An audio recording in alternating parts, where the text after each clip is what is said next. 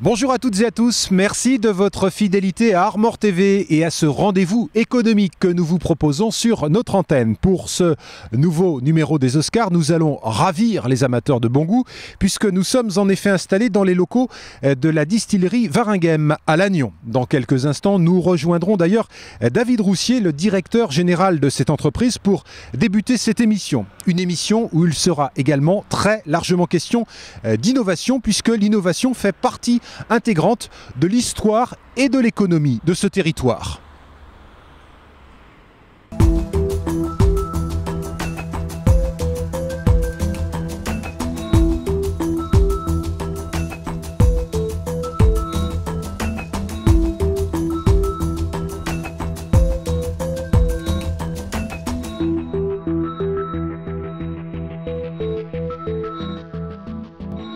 Allez, comme convenu, on se retrouve donc avec les deux premiers intervenants de cette émission. Tout d'abord, celui qui nous accueille, David Roussier, bonjour. Bonjour. Merci de nous recevoir effectivement dans cette distillerie. Vous en êtes le directeur général. Et puis j'ai également le plaisir de recevoir pour ce premier plateau de cette émission économique Jean-Claude Balanant. Vous êtes représentant de l'Ordre des experts comptables ici dans la région Bretagne. Il se trouve d'ailleurs que vous êtes... C'est le hasard, expert comptable de cette entreprise. Alors David, un petit mot sur cette distillerie. C'est une longue histoire, 115 ans. Ça démarre, c'est ça, au début du siècle dernier, 1900, avec 7 bouteilles ? Voilà, tout à fait. En 1900, très exactement le 1er juillet 1900, en fait, Léon Waregem, qui, comme son nom l'indique, était originaire du nord de la France, s'installe à Lannion.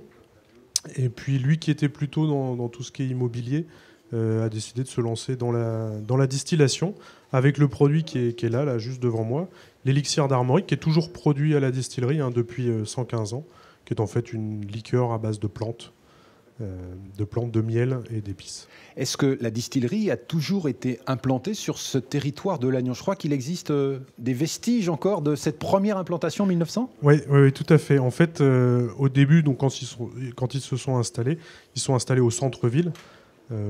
J'imagine qu'à l'époque la ville était aussi un peu plus petite, on peut toujours voir d'ailleurs des bâtiments qui restent, qui sont des bâtiments très anciens, malheureusement aujourd'hui un peu en friche. Et en fait, on a déménagé sur le site actuel dans les années 70, en 75 très exactement, site qui présente plusieurs avantages. On est juste à l'entrée de Lannion, donc une belle visibilité, très accessible pour les camions. Et puis le principal avantage, c'est aussi l'accès à une source d'eau. Une source d'eau qui est importante pour produire un certain nombre de liqueurs de whisky qui sont élaborés ici, juste derrière nous. Tout à fait, derrière ce mur. Oui, alors c'est une de vos particularités. Toute la production se fait sur place.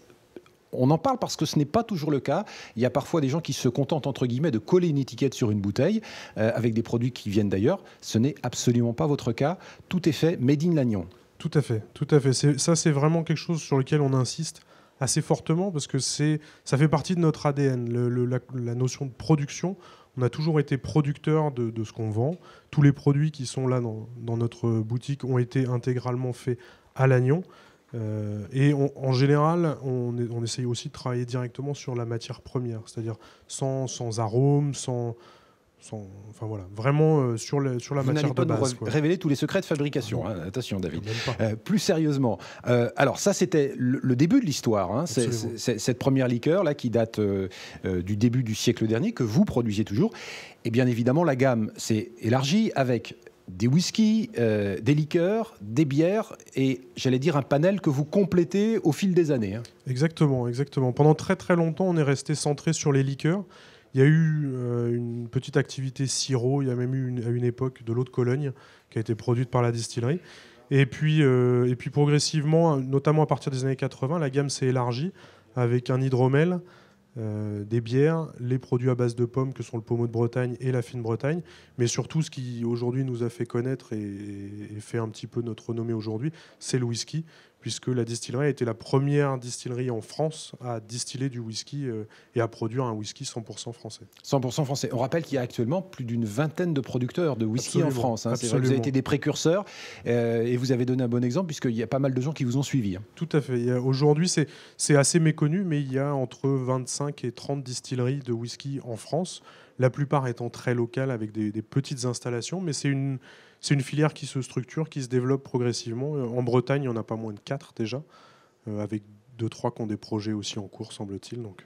Bon, vous allez suivre ça avec attention, bien évidemment. Alors, on va beaucoup parler d'innovation au cours de cette émission, avec des domaines extrêmement divers et variés. On sera dans les télécommunications notamment, mais pas que. On verra qu'il y a des choses très intéressantes qui se font dans des secteurs d'activité qui sont des secteurs d'activité assez classiques, notamment dans le domaine du bâtiment.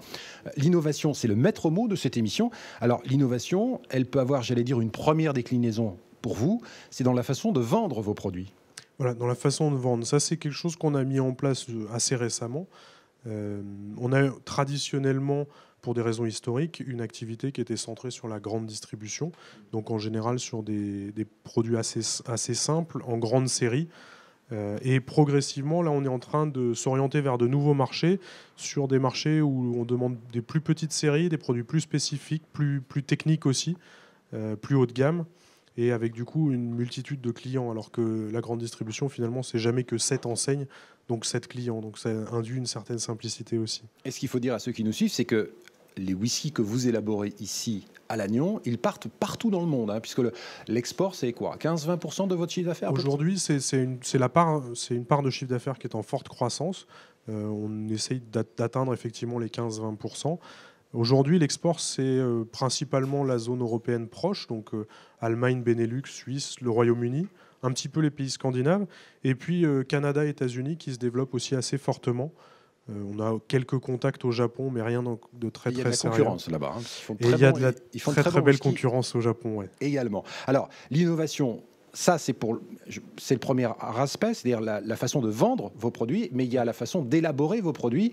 On rappelle qu'il y a quelques petits secrets que vous ne nous dévoilerez pas, bien évidemment, mais ce qu'on sait, c'est que les whiskies vieillissent notamment dans des fûts. Et vous êtes un précurseur puisque vous utilisez des fûts bretons. Racontez-nous ça. Tout à fait. Alors, faut bien comprendre que sur les spiritueux, en fait, il y a déjà on est sur des cycles longs, très longs. Donc l'innovation est assez compliquée dans le sens où aujourd'hui, ce que je produis derrière ces murs sera commercialisé au mieux dans 3 ans, mais très vraisemblablement dans 5-6 ans. Donc on est obligé aujourd'hui d'anticiper quelque part ce que sera le marché dans 5-6 ans, ce qui est toujours un exercice un petit peu compliqué. Et puis l'autre principe, c'est qu'on est sur des spiritueux qui existent effectivement depuis très longtemps, donc qui sont, on va dire, un petit peu codifiés aujourd'hui. Donc la place à l'innovation et à la rupture est un petit peu difficile à trouver. Alors nous, ce qu'on a trouvé ici, aujourd'hui, il y a beaucoup de diversification dans le whisky qui se fait sur les fûts. Et on a, depuis maintenant quasiment une dizaine d'années, fait beaucoup d'expérimentations sur les fûts bretons. En fait, un jour, un des derniers tonneliers bretons, qui se trouvait être monsieur Le Floch à Douarnenez, nous a appelés et nous a proposé d'acquérir des fûts en chêne de Bretagne, parce qu'il venait de récupérer un lot de l'ONF. Donc, évidemment, nous, on s'est dit pourquoi pas. Après tout, autant travailler en circuit local.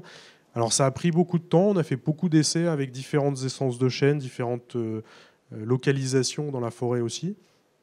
Et puis plus ça va, plus on approfondit le travail. Et là où on est particulièrement fier de ce travail-là, c'est qu'aujourd'hui, le whisky chez nous, qui a été primé meilleur whisky européen, a été vieilli dans ces fûts-là. Donc en plus, quelque part, ça légitime votre démarche. Donc des produits élaborés en Bretagne, vieillis dans des fûts bretons. Alors vous le disiez, ce que vous produisez derrière ces murs, ce sera consommé dans 3 ans, 5 ans. Ça veut dire que quand même, dans un petit coin de votre tête, vous essayez d'imaginer ce que pourrait être le goût des consommateurs et des consommatrices, parce qu'il y a de plus en plus de femmes qui consomment ce type de breuvage. Tout à fait. C'est l'exercice, c'est la part de l'exercice qui est peut-être le plus compliqué, à la fois les volumes et les évolutions gustatives. On sait aujourd'hui qu'il y a une tendance à aller chercher des whiskies qui seront peut-être plus doux, plus onctueux, dans une certaine mesure, peut-être plus faciles à boire aussi, plus abordable, un peu moins rugueux. Et donc c'est vrai qu'on anticipe ça dans nos fabrications pour essayer de développer tout ce côté rond, ce côté très, très volumineux en bouche. Bon. On va donner la parole au deuxième intervenant, Jean-Claude Balanant. Alors, je le disais, vous êtes expert comptable de cette entreprise, c'est le hasard. Ce qui n'est peut-être pas un hasard non plus, c'est que vous êtes aussi et je le confesse comme moi, un amateur de whisky, on a au moins ce point commun. Plus sérieusement, un petit mot d'abord sur les Oscars. C'est vrai que le principe de cette émission, c'est de mettre en avant la dynamique du territoire avec effectivement des choses très intéressantes qui se passent ici à Lannion. En octobre dernier, nous étions à Loudéac et puis il y a d'autres rendez-vous prévus. C'est important de valoriser les savoir-faire et, je le disais, le dynamisme des acteurs locaux. Oui, effectivement, cette association a été créée il y a 3 ans pour redonner de l'espoir finalement aux entreprises. Parce que ce qu'on essaye de faire passer, c'est un message d'optimisme à travers donc, ces émissions économiques. On va présenter des entreprises sur le territoire. Donc aujourd'hui sur l'innovation, on avait fait sur l'Oudéac, sur l'emploi au mois de mars, et au mois de juillet, je crois, c'était sur l'international à Dinan. Donc... et bien sûr, on a les Oscars aussi des entreprises on en dira un mot tout à l'heure, parce que c'est effectivement un rendez-vous important. Donc effectivement, cette association a été créée pour donner un regain d'optimisme au territoire et voir que dans le territoire, on a de belles entreprises qui marchent. Avec des vraies synergies. On a parlé effectivement Juste une petite remarque par rapport à ce que vous disiez. Moi, je suis trégorois, donc je suis d'origine pas loin de Lannion. Et mon souvenir de Warengam, c'était les fameux sirops. Parce que vous n'avez peut-être pas fait longtemps les sirops, mais quand j'étais gamin, on avait des sirops Warengam à la maison qu'on ouvrait que le dimanche. On n'avait droit qu'à un petit sirop le dimanche, mais c'est mon petit souvenir de la société Warengam en tant qu'enfant. Bon, ça prouve en tout cas que cette entreprise est bien ancrée dans le territoire et qui fait partie de l'histoire de ce territoire. Alors, je vais vous demander en quelques mots une photographie économique de ce qui s'est passé en 2014 en Côte d'Armor. Je sais que l'exercice est délicat. Qu'est-ce qu'il faut retenir de ces grandes tendances, de ces 12 derniers mois qui viennent de s'écouler? Alors, les grandes tendances, le bilan économique est relativement contrasté. On peut dire qu'on est dans une situation excellente. Premier chiffre qui est important à vous donner, c'est le chiffre d'affaires de toutes les entreprises castor-mauricaines sur cette année 2014 a baissé de 2,4%. Cette baisse est principalement liée à la baisse dans l'agroalimentaire. Un élément aussi, alors 2,4%, l'an dernier, on était à une baisse un peu moindre, donc ce n'est pas forcément un bon chiffre. Une baisse qui est un peu plus problématique aussi, c'est la baisse des investissements durant cette année 2014 de l'ordre de 9%. Donc ces chiffres ne sont pas excellents, effectivement, mais on a en contrepartie quelques éléments positifs. J'en noterai un en particulier, c'est la création, le solde positif de création d'entreprises sur le territoire. Sur le territoire donc, des Côtes d'Armor, on a eu à peu près, au niveau du registre du commerce, je n'ai pas le registre des métiers, 1000 entreprises de plus sur le territoire durant l'année 2014. Donc, du dynamisme, une volonté de créer. Ça, c'est une bonne nouvelle. Oui, tout à fait. C'est une très bonne nouvelle. Ça veut dire que le territoire attire encore et attire toujours. Le territoire attire beaucoup. C'est un atout. On l'oublie souvent. Les Côtes d'Armor sont un territoire qui attire beaucoup de cadres venant, par exemple, d'Île-de-France, etc. Et on le voit, nous, dans notre métier au quotidien. Les PME qui sont à vendre trouvent, les belles PME en bonne santé, trouvent assez facilement des acquéreurs. Lié à la santé financière de l'entreprise et lié aussi au fait que le territoire soit agréable en termes de vie. Il fait bon vivre en Côte d'Armor. Il fait bon vivre en Côte d'Armor, voilà. Alors ça, c'est pour 2014. Est-ce qu'il y a quelques signes encourageants pour 2015, des perspectives? Et puis je poserai également la question à David Roussier pour 2015. Est-ce qu'il y a des éléments sur lesquels on peut s'appuyer pour avoir un peu d'espoir? Difficile comme question. On n'a pas d'éléments encore suffisamment significatifs pour dire qu'il y a de l'espoir en 2015. Moi, je pense, alors tout le monde n'est pas forcément d'accord avec cet avis, je pense que la mise en place du CICE, Crédit d'impôt, compétitivité, emploi, on en parle beaucoup, il a commencé à tomber dans les caisses là, de castor-mauricaines. Je crois que ça représentait 47 millions là, d'argent qui est tombé dans les caisses, risque de donner un peu espoir aux chefs d'entreprise et j'espère qu'il va leur prendre conscience qu'il faut investir et embaucher. Ça, c'est à mon sens une bonne nouvelle.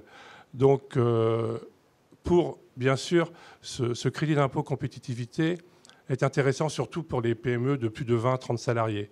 Pour les TPE, malheureusement, les sommes en jeu sont peu significatives et donc il n'y aura pas de changement important au niveau de leur investissement ou des embauches. Mais je dirais que c'est un point relativement positif. Maintenant, ce qui compte, finalement, Ce qu'on voit au quotidien, c'est la confiance des chefs d'entreprise. Et aujourd'hui, les chefs d'entreprise n'ont pas confiance. Malgré des taux d'intérêt qui ont été jamais aussi bas, mais les taux d'intérêt, c'est pas parce que les taux d'intérêt sont bas qu'on va investir pour le plaisir d'investir. Pour qu'on puisse investir, il faut qu'il y ait une confiance sur notre marché. Bon. En tout cas, ce qu'on va voir au cours de cette émission, ça c'est un des points positifs de ce territoire. Quand je dis ce territoire, c'est bien évidemment la région de Gagnon, mais la réflexion peut être étendue à l'ensemble du département. Il y a une vraie volonté d'innover, une vraie volonté de booster certains marchés. David Roussier, un mot. 2014, ça s'est passé comment pour vous ? Alors, nous, ça s'est plutôt bien passé. On n'a pas à se plaindre. Vous êtes sur un secteur porteur. Hein. On est sur un secteur qui est porteur. Le marché des whiskies et des spiritueux dans l'ensemble se porte plutôt bien, même s'il y a une légère baisse là, les dernières années. Mais la légère baisse, elle se manifeste surtout sur les produits de grande consommation. Nous, le whisky breton, il faut bien reconnaître quand même que ça reste une niche aujourd'hui. Et donc, c'est une niche qui est en progression. Bon, avec des perspectives intéressantes pour 2015, puisque vous allez continuer à inventer, à proposer de nouveaux produits. Alors, nous, au risque de faire mentir Monsieur Balanon, on est assez optimiste pour 2015. On vient d'ailleurs de recruter 2 nouvelles personnes, justement pour pouvoir appuyer le développement sur les nouveaux marchés. Après, on est dans une situation un petit peu particulière. Hein. D'une part, comme je disais, on est sur une niche. Et puis l'autre raison, c'est qu'on a encore des gisements de développement sur certains marchés qui ne sont pas exploités. Donc, il y a encore des progrès à faire. Il y a des progrès à faire. Ben, on va souhaiter plein de belles choses à votre entreprise. On va conclure avec ça, Jean-Claude Balanan. Il y a un moment important qui se profile à l'horizon.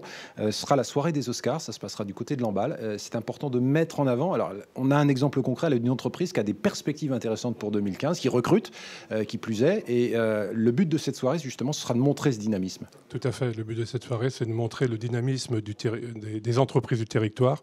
Et donc, on va oscariser 5 entreprises dans différents secteurs, donc l'international, la croissance, l'innovation, et j'oublie un autre secteur, et puis le prix spécial du jury. Cette soirée aura lieu le 26 février 2015. Le 26 février, je vous le confirme. Oui. Le 26 février 2015, donc au Quai des Rêves à Lamballe, à partir de 19h. Merci pour tous ces éléments. On va continuer, si vous le voulez bien, à parler d'innovation avec 3 nouveaux invités qui vont nous rejoindre sur ce plateau dans des domaines extrêmement divers et variés, puisque nous aurons notamment le directeur adjoint d'Orange Labs à Lannion, le directeur général de Saoti et puis Philippe Josse qui viendra nous parler d'argile. Vous allez voir, c'est assez surprenant ce que l'on peut faire avec cette matière que l'on trouve juste sous nos pieds.